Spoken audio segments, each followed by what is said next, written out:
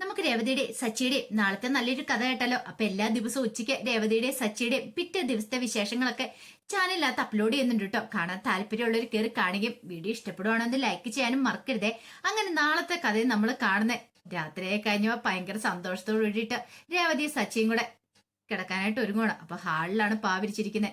അപ്പൊ സച്ചി രേവതിയോട് പറഞ്ഞു, ഇന്ന് എന്തുകൊണ്ട് നല്ല സന്തോഷമുള്ള ദിവസം തന്നെയല്ലേന്ന് ചോദിച്ചു. അത് കേട്ടപ്പോ രേവതി പറഞ്ഞു, അതൊക്കെ ശരി തന്നെയാ. ആ സമയം സച്ചി പറഞ്ഞു, എനിക്ക് എന്താണെന്ന് അറിയത്തില്ല, ഒത്തിരി സന്തോഷം തോന്നുന്നുണ്ടെന്ന്. നമ്മൾ ഒരിക്കലും പ്രതീക്ഷിച്ച ഒരു കാര്യമല്ലോ ഇങ്ങനെയൊക്കെ. അല്ല, 1,00,000 രൂപ കിട്ടിയിട്ടുണ്ട്. അത് കേട്ടപ്പോ രേവതി പറഞ്ഞു, ആ 1,00,000 രൂപയും കൊണ്ട് നമുക്ക് മുറിയുടെ പണികൾ തുടങ്ങാന്ന് പറയണ.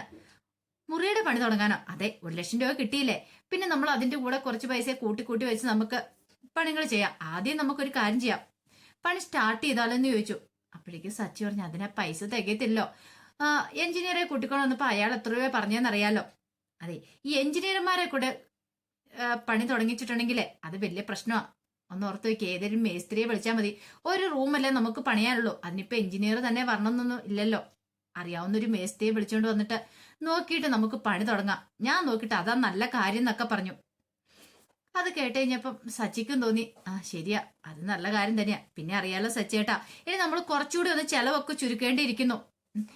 അങ്ങനെയാണെങ്കിൽ മാത്രമേ നമ്മളുടെ മുറിപ്പണി തീർക്കാൻ പറ്റുള്ളൂ എന്ന് പറയണം. ആ സമയം സച്ചി പറഞ്ഞു, അതിനിപ്പം ഇതിന് കൂടുതൽ ചെലവ് ചുരുക്കാന്ന് പറഞ്ഞാല്. രേവതി പറഞ്ഞു, സച്ചേണ്ണി കുടിക്കുന്ന സ്വഭാവം ഉണ്ടല്ലോ, അത് കുറച്ചൊന്നും നിർത്തണമെന്ന് പറയാം. ഓ, അതാ ഇപ്പൊ വലിയ കാര്യമായത്. ഞാൻ അങ്ങനെ എപ്പോഴും ഒന്നും കുടിക്കാറില്ലല്ലോ രേവതി, എപ്പോഴും ഇല്ലെങ്കിലും ഇടയ്ക്കൊക്കെ കുടിക്കാറുണ്ടല്ലോ. ഇതാ പറഞ്ഞേ, എത്ര നല്ല സ്വഭാവമുള്ള ആളാണെങ്കിലും അവൻ എന്തെങ്കിലും ഒരു മൈനസ് ഉണ്ടെങ്കിൽ അത് പറയാനായിട്ടായിരിക്കും എല്ലാവർക്കും താല്പര്യം. ഇപ്പൊ തന്നെ നീ തന്നെ കണ്ടില്ലേ. ഇത് കേട്ടപ്പോ രേവതി പറഞ്ഞു, ഓ, ഞാൻ പറഞ്ഞ ഇപ്പൊ കുറ്റമായിരിക്കുന്നത്, ഞാൻ ഇനി ഒന്നും പറയുന്നില്ല എന്നും പറഞ്ഞങ്ങ് നീങ്ങിയിരുന്നു.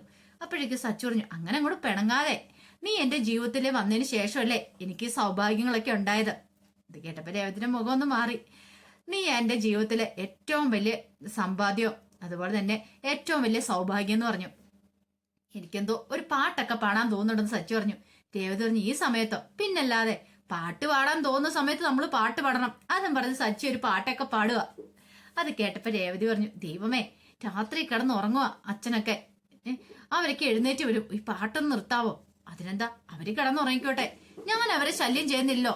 നമുക്കൊരു മുറി ഉണ്ടായിരുന്നെങ്കിൽ നമ്മളിങ്ങനെ ഇപ്പൊ ഹാളിൽ വന്ന് കിടന്ന് പാടേണ്ട കാര്യം ഉണ്ടായിരുന്നോ? രേവതി പറഞ്ഞു, അധികം വൈകാതെ നമുക്ക് മുറിയാകും, സച്ചിയേട്ടനൊന്ന് സമാധാനപ്പെട്. ആ സമയം സച്ചി പറഞ്ഞു, എനിക്കെന്തോ പാട്ട് വരെ ഡാൻസ് ചെയ്യാൻ തോന്നുന്നുണ്ട്, നീ ഇങ്ങോട്ട് വാ എന്ന് പറഞ്ഞു. രേവതി, ഈ സമയത്തോ? പിന്നെ ഈ സമയത്തല്ലാതെ പിന്നെ എപ്പോഴാ? നമുക്ക് മുറിയൊക്കെ പണിത് കഴിയുമ്പം നമ്മൾ ആ മുറിക്കകത്ത് നമ്മൾ പാട്ട് പാടും ഡാൻസ് കളിക്കും എന്നൊക്കെ പറഞ്ഞ് സച്ചി രേവതിയെ നോക്കിയിട്ട് രേവതിയുടെ കയ്യെ പിടിച്ച് എഴുന്നേപ്പിച്ച്, ബാ ഡാൻസ് കളിക്കാന്ന് പറഞ്ഞ് ഹാളിൽ കിടന്ന് ഡാൻസ് കളിക്കുക. ആ സമയത്താണ് ചന്ദ്രമതി കുറച്ച് വെള്ളം എടുക്കാണ്ട് വരുന്നത്. നോക്കിക്കഴിഞ്ഞപ്പോ സച്ചിയും രേവതിയും കൂടെ ഹാളിൽ ഭയങ്കര ഡാൻസ്. ചന്ദ്രമതി പറഞ്ഞു, പാതിരാത്രിക്ക് അവന്റെയൊക്കെ ഒരു കൂത്ത്, ഇതിന്റെ കൂടെ ഒരു കുറവുണ്ടായിരുന്നുള്ളൂ എന്നും പറഞ്ഞ് സച്ചിയെ രേവതിയെ ചന്ദ്രമതി കുറ്റപ്പെടുത്തുവാണ്. അപ്പോഴേക്ക് സച്ചി പറഞ്ഞു, അമ്മേ, ഡാൻസ് കളിക്കാനും പാട്ട് പാടാനും തോന്നുന്ന സമയത്തല്ലേ ചെയ്യാൻ പറ്റുള്ളൂ. പിന്നെ ഞങ്ങൾക്ക് വലിയ മുറിയും കാര്യങ്ങളൊന്നും ഇല്ലാത്തോണ്ട് ഞങ്ങൾ ഹാളിൽ കിടന്ന് ഡാൻസ് കളിക്കുന്നു. അമ്മയ്ക്ക് ഇനിയിപ്പൊ ഞങ്ങൾ ഹാളിൽ കിടന്ന് ഡാൻസ് കളിക്കുന്ന ബുദ്ധിമുട്ടാണെങ്കിൽ ആ മുറിയും കന്നേരെ, അല്ലെങ്കിൽ സുതിയോ അവരെ കിടക്കുന്ന മുറിയുണ്ടല്ലോ, അതിന് തന്നാ മതി, ഞങ്ങൾ മുറിക്കകത്ത് പോയി കിടന്ന് ഡാൻസ് കളിച്ചോടാം, ആർക്കും ഒരു ശല്യം ആവത്തില്ലെന്ന് പറഞ്ഞു. ചന്ദ്രമതി പറഞ്ഞു, ഇനിയിപ്പൊ അതിന്റെയും കൂടെ ഒരു കുറവുള്ളൂ എന്ന് പറഞ്ഞ് ദേഷ്യപ്പെട്ട് വെള്ളം എടുത്തോണ്ട് കൂടെ പോവാണ്. രേവതി പറഞ്ഞു, എന്തിനാ സച്ചേട്ടാ വെറുതെ എന്തിനാ അമ്മേനെ ദേഷ്യം പിടിപ്പിക്കുന്നത്? ചുമ്മാതെ, അമ്മയ്ക്ക് ഇത് കാണുമ്പോൾ ദേഷ്യം എന്നുള്ള കാര്യം അറിയാലോ, അതറിയാഞ്ഞിട്ടാണോ വെറുതെ അമ്മേനെ ചൂട് പിടിപ്പിക്കുന്നത്? വെറുതെ നമ്മളായിട്ട് എന്തിനാ ഒരു പ്രശ്നം ഉണ്ടാക്കണമെന്ന് ചോദിച്ചു. പ്രശ്നം ഉണ്ടാക്കുന്നോ? ഞാൻ പറഞ്ഞ സത്യമായിട്ടുള്ള കാര്യല്ലേ. നമുക്ക് സ്വന്തമായിട്ടൊരു മുറി ഉണ്ടെങ്കിൽ ആരെങ്കിലും നമ്മുടെ ഡാൻസും പാട്ടും കാണുമോ? നമ്മൾ അതിനകത്ത് തകർത്ത് വാരുമല്ലേ ഉള്ളെന്നൊക്കെ സച്ചി ചോദിക്കുകയാണ്. അങ്ങനെ അന്നത്തെ രാത്രി അങ്ങോട്ട് കഴിഞ്ഞു. പിറ്റേ ദിവസമായി കഴിഞ്ഞപ്പോ രേവതി അടുക്കള തിരക്കിട്ട പണിയിലാണ്. അപ്പോഴേക്കുമാണ് സച്ചി വന്ന് രേവതിയെ വിളിക്കുന്നത്. രേവതി ഇങ്ങോട്ടേക്കൊന്ന് വരാൻ പറഞ്ഞു. രേവതി ചെന്ന് കഴിഞ്ഞപ്പോഴത്തേനും ഒരു ചേട്ടൻ നിൽക്കുന്നു. ഇതാരാന്ന് മനസ്സിലായോ? ഇത് മേസ്ത്രിയാന്ന് പറയണ. നീ ഇന്നലെ പറഞ്ഞില്ലേ? ഹോ, മേസ്ത്രിയാണല്ലേ, ഇത്ര പെട്ടെന്ന് സച്ചിയേട്ടൻ കൂട്ടിക്കൊണ്ട് വരുമെന്ന് രേവതി പ്രതീക്ഷിച്ചതില്ല. പിന്നീട് മേസ്ത്രിയോട് പറഞ്ഞു, ഇതെന്റെ ഭാര്യ രേവതി. ആ, സച്ചി പറഞ്ഞിട്ടുണ്ടായിരുന്നു പൂക്കച്ചവടം അല്ലേ? അതേന്ന് പറഞ്ഞു. എങ്ങനെയുണ്ട് കച്ചവടമൊക്കെ? കുഴപ്പമില്ല, നന്നായിട്ട് പോകുന്നെന്ന് പറഞ്ഞു. അപ്പോഴേക്ക് സച്ചി പറഞ്ഞു, അതെ, നമുക്ക് ടെറസിൽ ആ മുറി പണിയണ്ടേന്ന് പറയാം, അങ്ങോട്ടേക്ക് പോവാന്ന് പറഞ്ഞു. ആ സമയത്ത് ചന്ദ്രമതി അവിടേക്ക് വന്നു. ചന്ദ്രമതി കേട്ടിതോ, മുറി പണിയാൻ പോവാണോ? അപ്പൊ മുറിയുടെ പ്ലാനും കാര്യങ്ങളൊക്കെ എടുക്കുവാണോ? ആകെപ്പാടെ ഒരു ടെൻഷനായി ചന്ദ്രമതിക്ക്. അവര് പോയ പുറകെ ടെറസിന്റെ അങ്ങോട്ടേക്ക് കയറി പോവാണ് ചന്ദ്രമതി. അപ്പൊ ടെറസിലേക്ക് അങ്ങോട്ട് കയറി പോയിട്ടുണ്ടെങ്കിൽ തന്നെ കാണൂല അവര്. അപ്പൊ ചന്ദ്രമതി അവിടെ മറിഞ്ഞു വന്നു അവരെന്താ പറയുന്നത് കേൾക്കാൻ വേണ്ടിയിട്ട്. അങ്ങനെ ടെറസിലേക്ക് എന്നിട്ട് സച്ചി പറഞ്ഞത് ഇവിടെ ആയിട്ട് വേണം മുറി പണിയാനെന്നൊക്കെ പറഞ്ഞ് കാണിച്ചു കൊടുക്കുവാണ്. ഇവിടെ ഒരു വാതില് വേണം, പിന്നെ അത്യാവശ്യം വലിപ്പമുള്ള മുറി തന്നെ വേണം. അല്ല ഇവിടെ വല്ല കിച്ചണും മറ്റോ വേണം. കിച്ചണൊന്നും വേണ്ട, പക്ഷേങ്കില് അറ്റാച്ച്ഡ് ബാത്റൂം വേണമെന്ന് പറഞ്ഞാണ്. അങ്ങനെ കാര്യങ്ങളെല്ലാം പറഞ്ഞ് സെറ്റാക്കി കൊടുക്കുകയാണ്. പിന്നീട് മേസ്ത്രി ചോദിച്ചു എത്ര രൂപയാവുമെന്ന് ചോദിച്ചു. അപ്പോഴേക്കും മേസ്ത്രി പറഞ്ഞു ഒരു 5 ലക്ഷം അതിന് മുകളിൽ പോകുമെന്ന് പറയണം. ഇത് കേട്ടുകഴിഞ്ഞപ്പോഴത്തേനും സച്ചി ഒന്ന് ആലോചിച്ചു. ആ സമയം രേവതി പറഞ്ഞു ഒരു കാര്യം ചെയ്ത് സച്ചേട്ടാ, ഇപ്പൊ 1 ലക്ഷം രൂപ ഉണ്ടല്ലോ നമ്മുടെ കയ്യില്, അത് വെച്ച് നമുക്ക് പണി തുടങ്ങാന്ന് പറയണം. സച്ചി പറഞ്ഞു അത് ശരിയാ, അതിനുശേഷം ബാക്കി പൈസ പിന്നെ കൊടുത്താൽ മതിയല്ലോ. അതെല്ലാം ചന്ദ്രമതി കേൾക്കുന്നുണ്ടായിരുന്നു. ഘട്ടഘട്ടമായിട്ട് നമുക്ക് പണിയാന്ന് പറഞ്ഞു. അത് കേട്ടപ്പോ മേസ്തിരി പറഞ്ഞു കാര്യമൊക്കെ ശരി തന്നെ, പക്ഷേ ഘട്ടഘട്ടമായിട്ടുള്ള പണി അതത്ര സക്സസ് ആവും തോന്നില്ല. ഇനി ഇപ്പൊ വരാൻ പോകുന്ന മഴക്കാലമാ. പണി തുടങ്ങി പകുതിക്ക് വെച്ച് നിന്നിട്ടുണ്ടെങ്കിൽ അറിയാലോ, പിന്നെ എന്ത് ചെയ്യണമെന്ന് നമുക്ക് പറയാൻ പറ്റില്ല. കാരണം പകുതി പണിയായിട്ടുണ്ടെങ്കിൽ മഴയും കൂടെ തുടങ്ങിയിട്ടുണ്ടെങ്കിൽ അത് പിന്നെ ചിലപ്പോൾ നശിച്ചു പോകത്തുള്ളൂ. പണി ചിലപ്പോൾ ഇങ്ങനെ കിടന്നു പോകും. പൈസ ഉണ്ടായില്ലെങ്കിൽ അത് പിന്നെ ബുദ്ധിമുട്ടാകത്തില്ലേ. ഞാൻ നോക്കിയിട്ട് ഒരു 4 ലക്ഷം രൂപയെങ്കിലും നിങ്ങളിപ്പോൾ ഉണ്ടാക്കുക. ആ പൈസ ഉണ്ടാക്കി കഴിഞ്ഞാൽ പിന്നെ പ്രശ്നമില്ല. അത്യാവശ്യം എല്ലാം ഒന്ന് സെറ്റ് ചെയ്തിട്ടുണ്ടെങ്കിൽ മേൽക്കൂരയും കൂടെ വാർക്കുവാണെങ്കിൽ പിന്നെ പ്രശ്നമില്ല. മഴ പെയ്താലും വെയിൽ വന്നാലും പ്രശ്നമില്ലല്ലോ. അത് കേട്ട് കഴിഞ്ഞപ്പം സച്ചിക്കും രേവതിക്കും എന്ത് ചെയ്യണമെന്ന് അറിയത്തില്ല. കാരണം എങ്ങനെയും ഘട്ടഘട്ടമായിട്ട് പണി തുടങ്ങാന്ന് ഓർത്തിരുതാ. ചന്ദ്രമതിക്ക് സന്തോഷമായി. കാരണം 1 ലക്ഷം രൂപ വെച്ചാൽ പണി തുടങ്ങാനിരുന്ന. സച്ചിയുടെ വിചാരം കുറേശ്ശെ പൈസ കൊടുത്ത് അങ്ങനെ പണിയാന്നായിരുന്നു. പക്ഷെ അയാൾ അതിന് സമ്മതിച്ചില്ല. അയാൾ പറയുന്നത് ശരിയാണ്, പകുതിക്ക് വെച്ച് നിന്ന് പോയിട്ടുണ്ടെങ്കിൽ പിന്നെ അത് വല്ലാത്തൊരു ബുദ്ധിമുട്ടാവില്ലേ. കുറച്ച് പൈസ കയ്യിൽ ഉണ്ടാക്കിയിട്ടാണെങ്കിൽ പ്രശ്നമില്ലല്ലോ. ഒടുവിൽ സച്ചി പറഞ്ഞ എന്നാ ശരി അങ്ങനെ ആട്ടെ, പൈസ ഉണ്ടാക്കി കഴിഞ്ഞിട്ട് ചേട്ടനെ വിളിക്കാന്ന് പറയണം. അങ്ങനെ അയാൾക്ക് അവിടെ വരെ വന്ന് നോക്കിയതിന്റെ പൈസ കൊടുക്കുമ്പോൾ അയാൾ മേടിച്ചില്ല. ഇതിരിക്കട്ടെ എന്ന് പറഞ്ഞ് സച്ചി നിർബന്ധിച്ച് പൈസ കൊടുത്തു. അയാളെ അങ്ങോട്ട് പറഞ്ഞു വിട്ടു. അങ്ങനെ സച്ചി നോക്കി കഴിയുമ്പോഴത്തേനുമാണ് ചന്ദ്രമതിയോട് മറിഞ്ഞു നിൽക്കുന്നുണ്ട്. ഓഹോ, അമ്മ അവിടെ നിൽക്കുന്നുണ്ടല്ലേ. അപ്പോഴേക്കും രേവതി പറഞ്ഞു സച്ചേട്ടാ ഇനി നമ്മൾ എന്ത് ചെയ്യും പണിയാനായിട്ട്?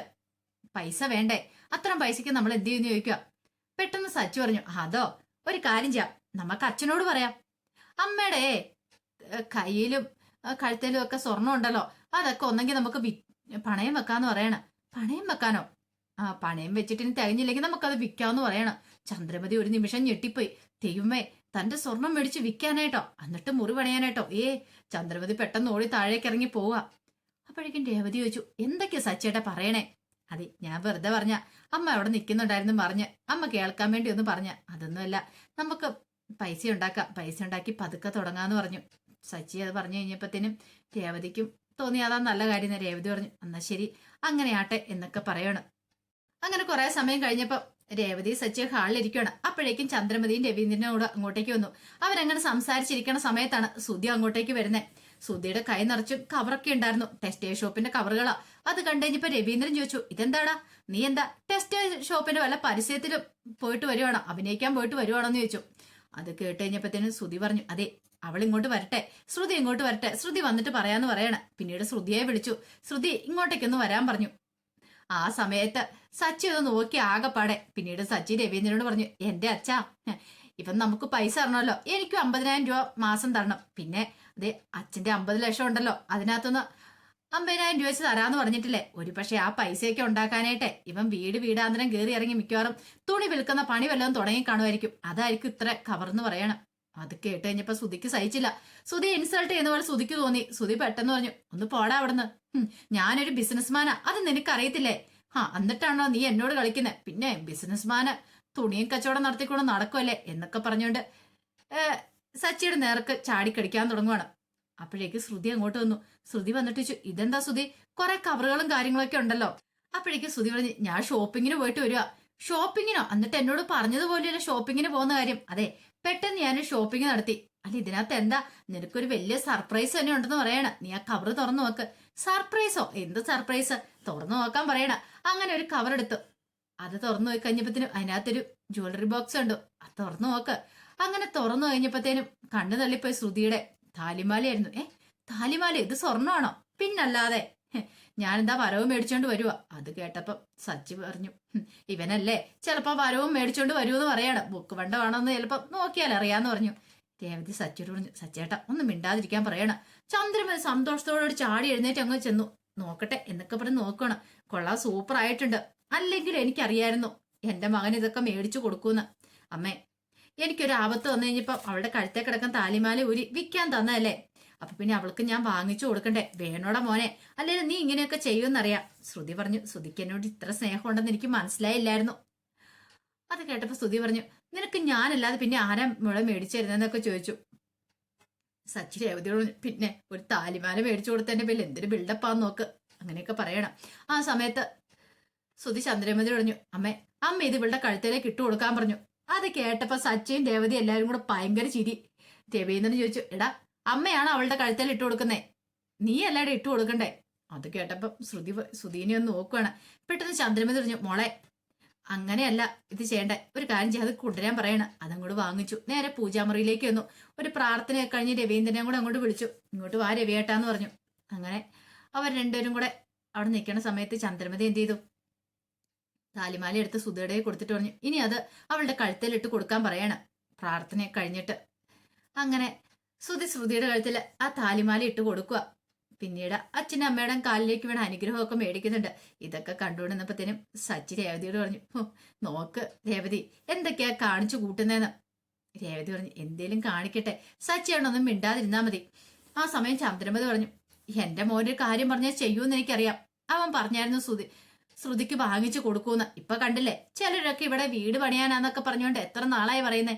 വീടില്ല മുറി പണിയാനാന്നും പറഞ്ഞോണ്ട് വല്ലതും നടക്കുവോ? മേസ്തിരിനെ കൊണ്ടിരുന്നു എന്ന് വേണ്ട, ഒന്നും നടക്കാനൊന്നും പോകുന്നില്ല. അത് കേട്ടപ്പോ സച്ചി പറഞ്ഞു, അത്ര കളിയാക്കൊന്നും വേണ്ട, ഞങ്ങൾ നടത്തൂന്ന് പറഞ്ഞാൽ നടത്തും. പിന്നെ നടത്തും പോലും അതിന് പൈസ വേണ്ടേ? നിന്നെ കൊണ്ട് എവിടുന്ന് പൈസ ഉണ്ടാക്കാനാടാ? രവീന്ദ്രൻ പറഞ്ഞു, ചന്ദ്രൻ നീ ഇങ്ങനെ പറയരുത്. രണ്ടു മക്കളെ നീ ഒരേപോലെ കാണണം. ഒരാളെ താഴ്ത്തി കെട്ടിയിട്ടോ ഒരാളെ പുകഴ്ത്തേണ്ട കാര്യമില്ല. സുധി ഒരു നല്ല കാര്യം ചെയ്തു, സമ്മതിക്കുന്നു.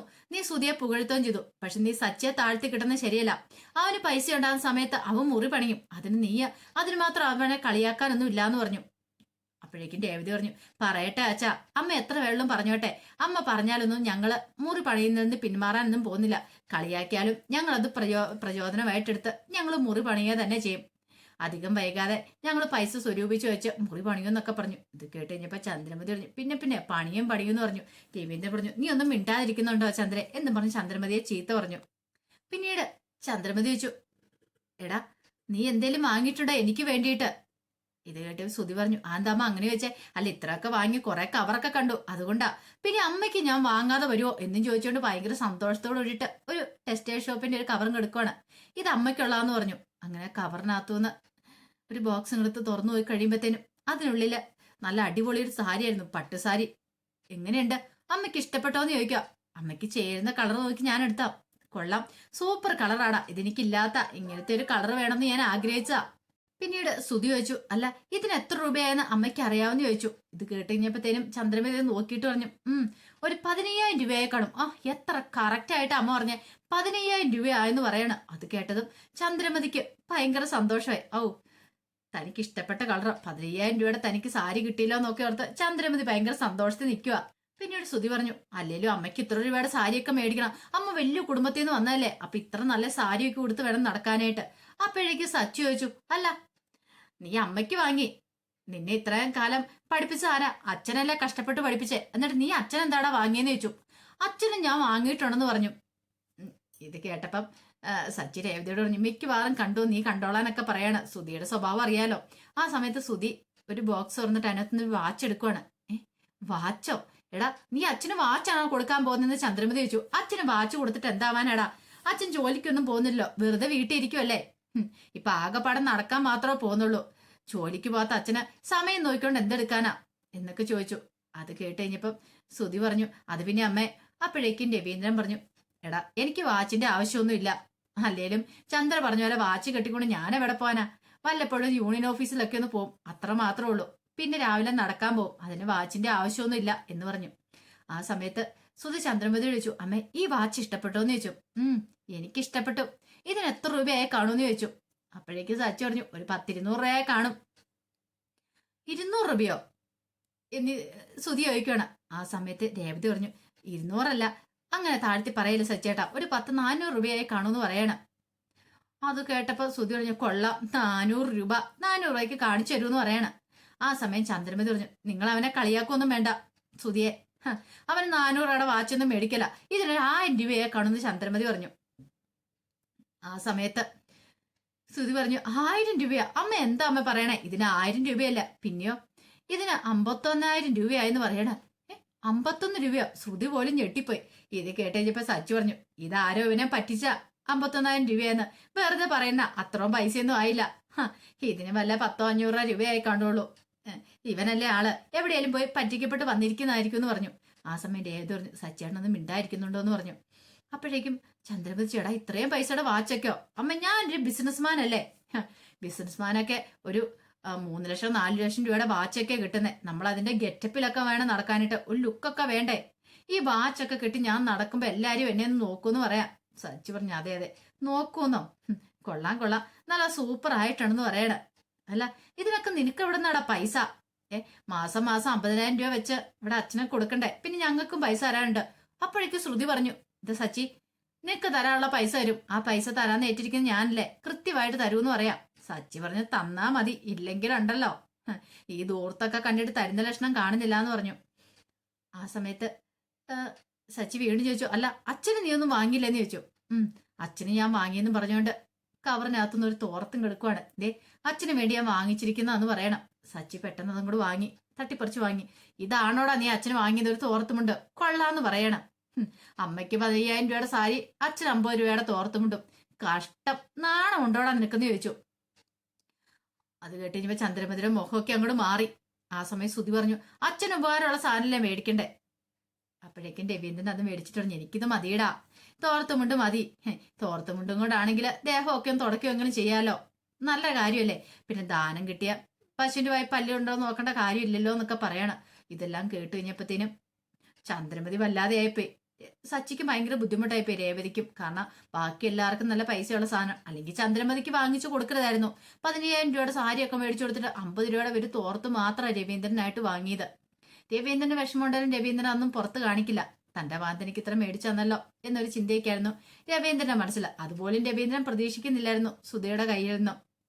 ആ സമയത്ത് ശ്രുതി പറഞ്ഞു അതെ ഇത്രയൊക്കെ മേടിച്ചു കൊടുത്തല്ലോ, ഇനിയിപ്പൊ അതിന്റെ പേരിൽ ആരും കുറ്റപ്പെടുത്തൊന്നും വേണ്ടെന്ന് പറയണം. ശ്രുതി അങ്ങോട്ട് പുകഴ്ത്തി പറഞ്ഞു.